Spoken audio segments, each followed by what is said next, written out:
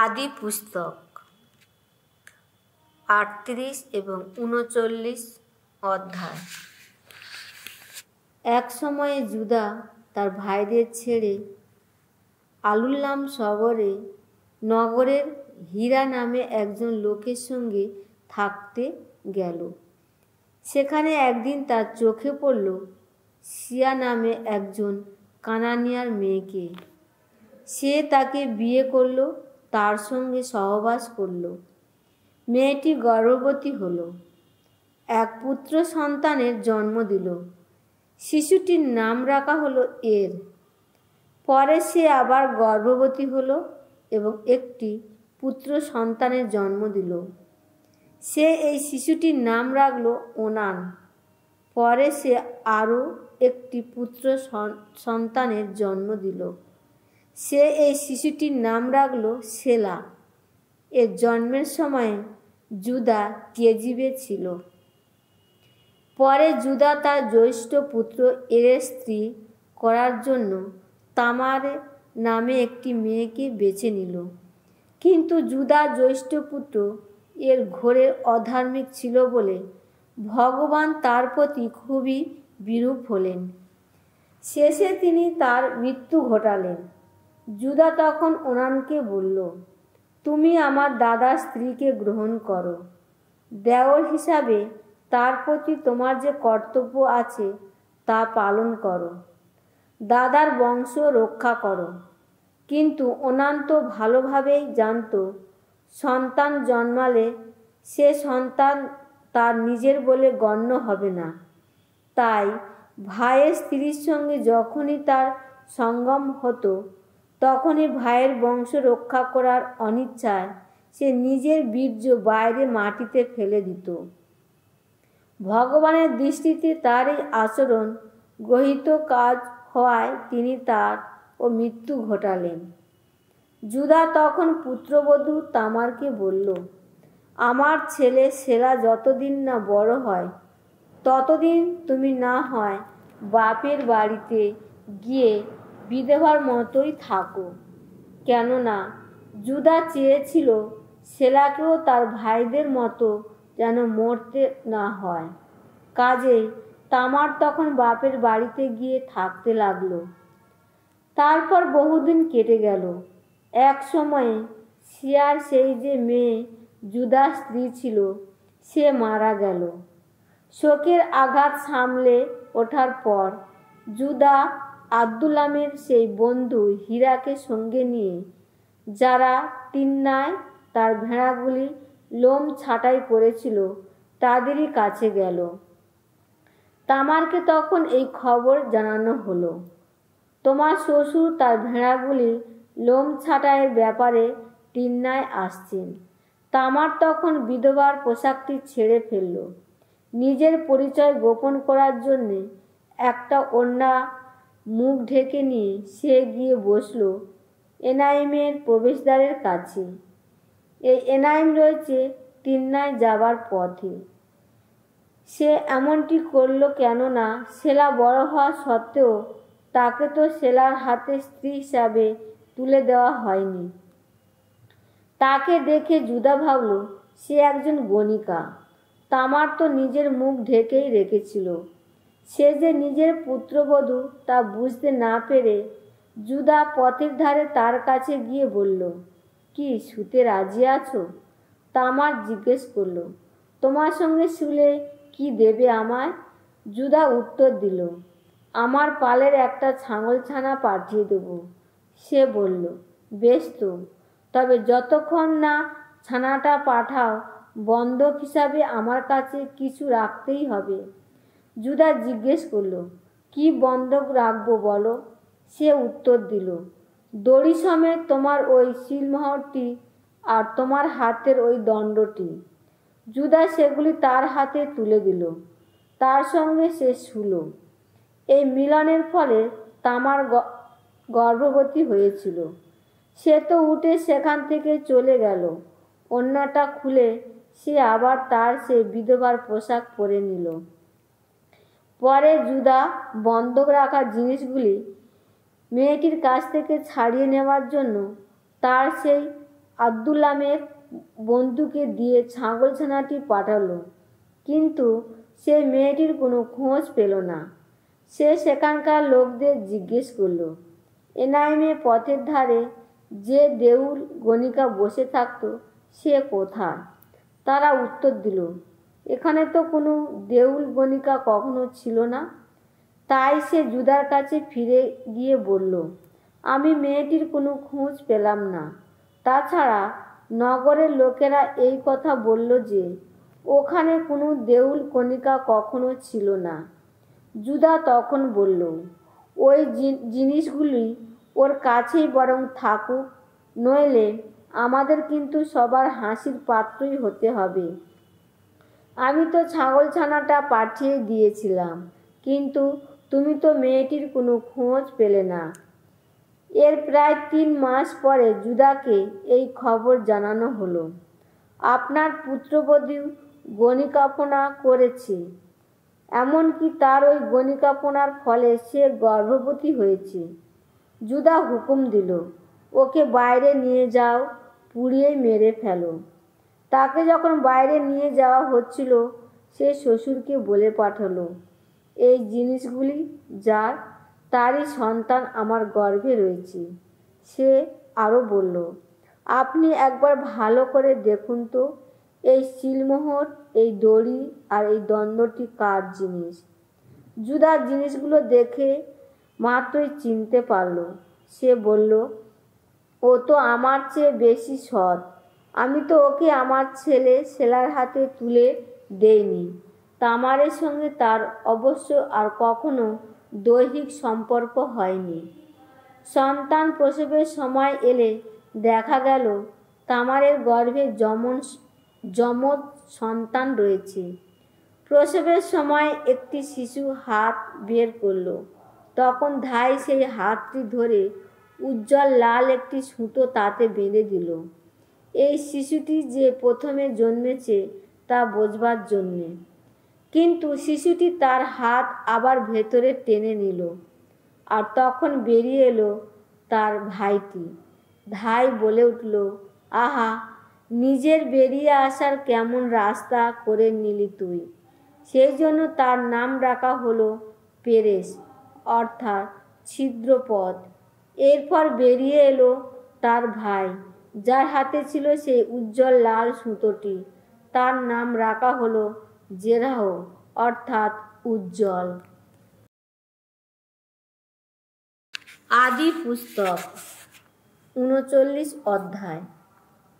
এদিকে যোসেফকে তো মিশর দেশে নিয়ে যাওয়া হয়েছিল, যে ইসমাইলীয়রা তাকে সেখানে নিয়ে গিয়েছিল। তাদের কাছ থেকে তাকে কিনে নিলেন পতিফার নামে একজন মিশরীয়।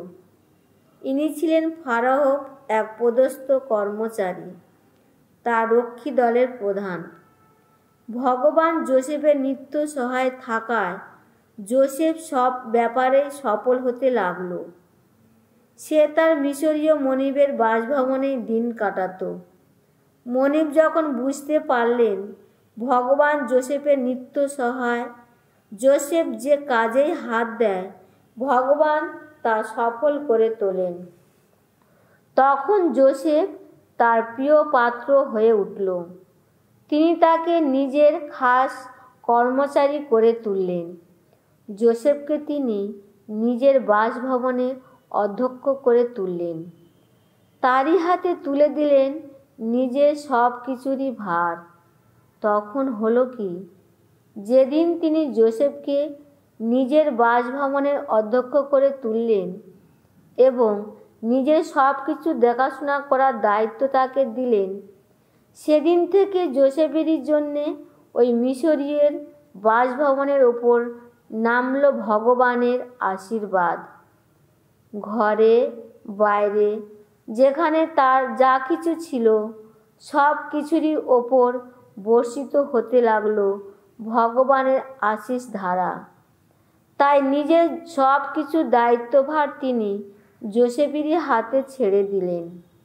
যোসেফ সেখানে আছে জেনে তিনি নিজের খাওয়া দাওয়ার খবরটুকু ছাড়া আর কোনো কিছুরই খবর রাখতেন না।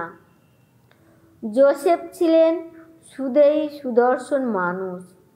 কিছুদিন কেটে যাওয়ার পর হলো কি, তার দিকে মনিবের স্ত্রীর নজর পড়ল। তিনি যোসেফকে বললেন, আমার সঙ্গে শোবে, এসো।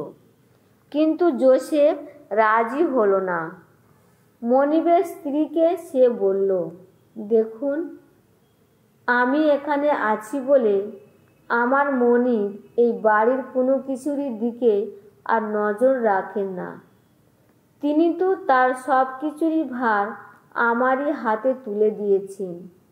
এই বাড়িতে তার যতটা ক্ষমতা খাটে, আমারও ততটা খাটে। তিনি কোনো কিছুই আমার এরিয়ার বাইরে রাখেননি, শুধু আপনাকে ছাড়া। যেহেতু আপনি তার স্ত্রী, তাহলে আমি এত বড় অন্যায় করি কি করে বলুন? কি করেই বা ঈশ্বরের বিরুদ্ধে গিয়ে অমন পাপ করি? দিনের পর দিন যদিও তিনি যোসেফকে পীড়াপিড়ি করতে লাগলেন, তবুও সে কিছুতেই তার সঙ্গে শুতে, এমনকি তার সঙ্গে এক জায়গায় থাকতে অস্বীকার করল। একদিন হলো কি, যোসেফ পতিফারের বাসভবনে নিজের কাজ করতে এসেছে। এমন সময়ে বাড়ির অন্য কেউ সেখানে না থাকায় পতিফারের স্ত্রী এসে যোসেফের পোশাকের একটি ধার চেপে ধরে বলে উঠলেন, এবার আমার সঙ্গে শুতে এসো। সে কিন্তু তার পোশাকটি তার হাতে ছেড়ে দিয়ে সেখান থেকে বাড়ির বাইরে ছুটে পালালো। তিনি যখন দেখলেন যোসেফ এইভাবে নিজের পোশাকটি তার হাতে ছেড়ে দিয়ে বাইরে পালিয়েছে, তখন তিনি বাড়ির লোকজন ডেকে জড়ো করে বললেন, এই দেখো, আমাদের নিয়ে মজা করার মতো একটা হিব্রুকে এখানে আনা হয়েছে। আমার কাছে এসে লোকটা কিনা আমার সঙ্গে শুতে চেয়েছিল। আমি কিন্তু জোরে চিৎকার করে উঠলাম। আমি ওইভাবে গলা ছেড়ে চিৎকার করছি, তা শোনা মাত্রই ও নিজের পোশাকটা আমার এখানে ফেলে রেখে পালিয়ে গেল। ও তো এখন বাইরেই চলে গেছে। যোসেফের মনিব বাড়ি ফিরে না আসা পর্যন্ত তিনি যোসেফের সেই পোশাকটি নিজের কাছে রেখে দিলেন। পরে ওই একই কথা বলে তিনি স্বামীকে জানালেন, ওই যে হিব্রু দাসটাকে তুমি আমাদের এখানে এনেছ, সে তো আজ আমার কাছে এসে প্রেমের খেলা খেলতে চেয়েছিল। কিন্তু আমি যখন গলা ছেড়ে চেঁচিয়ে উঠলাম, তখন সে আমার কাছে তার এই পোশাকটা ফেলে রেখে বাইরে পালিয়ে গেল। নিজের দাস যে স্ত্রীর সঙ্গে এমন ব্যবহার করেছে, স্ত্রীর মুখ থেকে তা শুনে যোসেফের মনে তো রেগে আগুন। যোসেফকে গ্রেপ্তার করে তিনি তাকে সেই হাজতে পুরে দিলেন, যেখানে রাজবন্দীদের আটক রাখা হতো। কিন্তু সেখানেও যোসেফের সেই হাজতে থাকার সময়ে ভগবান তার সহায় হয়ে উঠলেন, তার প্রতি সেই একই কৃপা দেখালেন। তারই আশীর্বাদে যোসেফ হাজত প্রধানের প্রিয় পাত্র হয়ে উঠল। যেসব লোক তখন হাজতে বন্দী ছিল, হাজত প্রধান তাদের সকলেরই ভার যোসেফের হাতে তুলে দিলেন। হাজতে বন্দীরা যে সমস্ত কাজ করত, সেসব যোসেফের পরিচালনাতেই হতো। যা কিছুর ভার যোসেফের হাতে দেওয়া হয়েছিল, হাজত প্রধান সেদিকে কোনো নজরই দিতেন না। ভগবান তো যোসেফের নিত্য সহায় ছিলেন, তাই যোসেফ যা কিছু করতেন, ভগবান তা সবই সফল করে তুলতেন। সামসঙ্গীত 25। ওগো ভগবান, তোমারই দিকে মেলেছি আমার প্রাণ। হে আমার ঈশ্বর, তোমারই উপর ভরসা রেখেছি আমি। আমায় যেন লজ্জিত হতে হয় না কোনো দিন। কখনো যেন আমাকে দেখে শত্রুর দল না পায় উল্লাসিত। তোমায় আশায় জেগে থাকে যারা, তারা তো লজ্জা পাবেই না কোনোদিন। তারাই লজ্জা পাবে বিবেক খুইয়ে যারা সত্যভঙ্গ করে। ওগো ভগবান, আমায় দেখাও তোমার আপন পথ, দাও বলে দাও কোথায় তোমার সরণি। তোমার সত্য মার্গে আমায় নিত্য চালিত করো, আমায় দীক্ষা দাও। ওগো আমার ত্রাণেশ্বর যে তুমি। আহা, তোমারই আশায় জেগে আছি সারাদিন। মনে রেখো ভগবান তোমার দয়ার কথা, শতা করুণার কথা। সেই প্রাচীনকাল থেকেই ওগো যা কিছু করেছো তুমি, যৌবনকালে যত কিছু পাপ, যত কিছু দোষ করেছি আমি, সেই সব কথা মনে রেখো না গো তুমি। শুধু আমায় মনে রেখো ওগো তোমারই করুণা গুণে। আহা, ভগবান মঙ্গলময় তুমি। ভগবান তিনি মঙ্গলময়, ছলনাবিহীন তিনি। তাই তো সকল পাপী মানুষের পথের দিশারি তিনি। বিনম্র যারা ধর্মমার্গে তাদের চালিত করেন, বিনম্র যারা তাদের তিনি তো বলে দেয় তার পথ। তার সন্ধি ও নির্দেশবাণী পালন করে যারা, তাদের কাছে ভগবানের সকল পথ বিশ্বস্ততা, করুণাময়ী পথ। ওগো ভগবান, ধন্য করো তোমার আপন নাম। ক্ষমা করো অপরাধ আমার যত বড় অপরাধ। কোনো কেউ যদি ভগবদ্ভীরু হয়, ভগবান তাকে চিনিয়েই দেন প্রকৃত চলার পথ। নিত্য সুখেই কাটবে তার জীবন। তার সন্তান যারা এদেশ, তাদেরই থাকবে চিরদিন। ভগবদ্ভীরু যারা, তারাই তার কাছের মানুষ হয়। তাদেরই তিনি জানান তার সেই সন্ধির কথা। সারাক্ষণ ভগবানেরই দিকে তাকিয়ে থাকে আমার দুটি চোখ। আমার পায়ে জড়িয়ে থাকা ফাঁদের জাল খুলে দেবেন তিনি। ওগো আমার দিকে মুখ ফেরাও, আমায় দয়া করো। দেখো সঙ্গীবিহীন দুঃখিনী মানুষ আমি।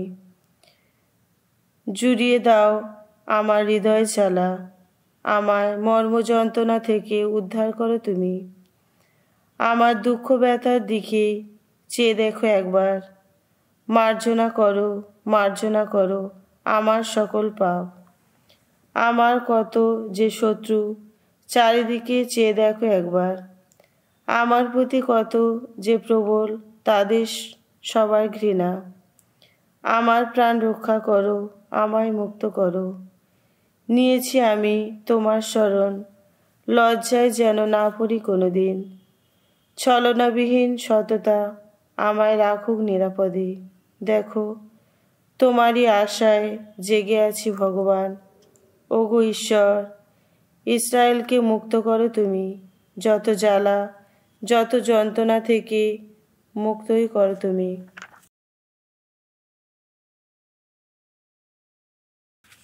মথিরচিত মঙ্গল সমাচার 14 অধ্যায় 1 থেকে 21 পদ।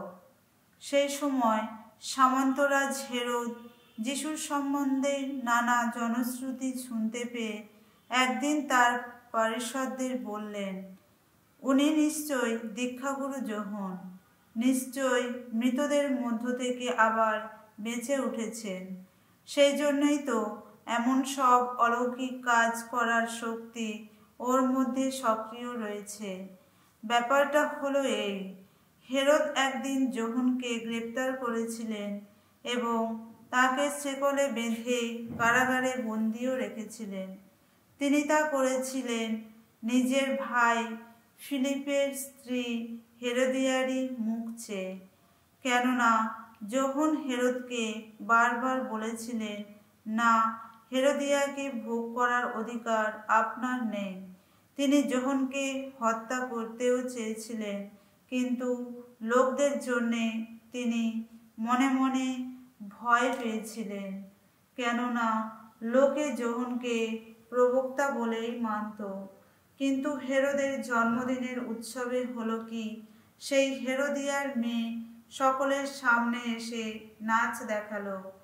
সে হেরোদকে এমন আনন্দ দিল যে তিনি শপথ করে কথা দিয়ে বসলেন, মেয়েটি যা কিছু চাইবে তিনি তাই দেবেন।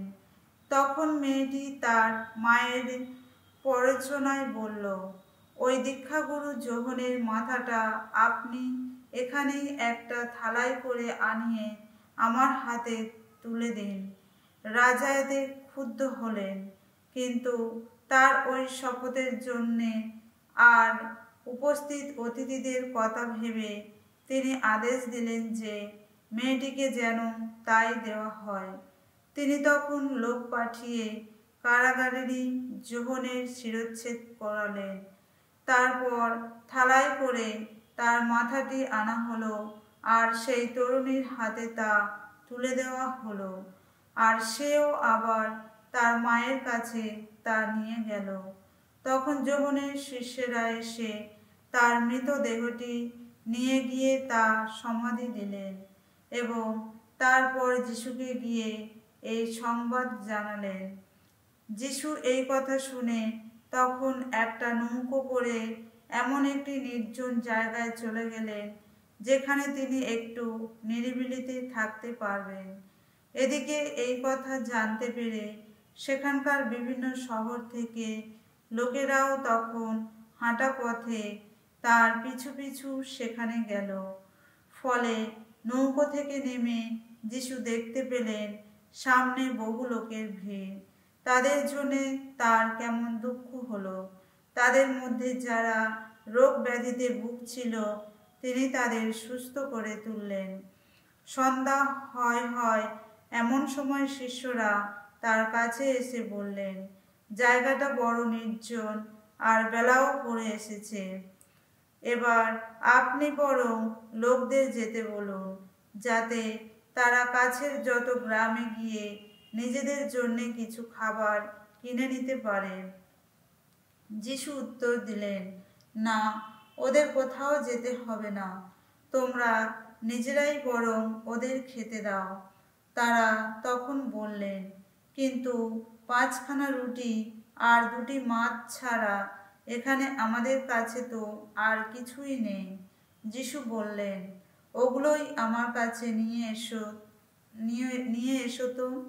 তারপর তিনি সমস্ত লোককে ঘাসের ওপর বসতে বললেন। এবার সেই 5খানা রুটি আর 2টো মাছ তিনি হাতে নিলেন আর স্বর্গের দিকে চোখ তুলে তাকিয়ে পরমেশ্বরকে স্তুতি ধন্যবাদ জানালেন।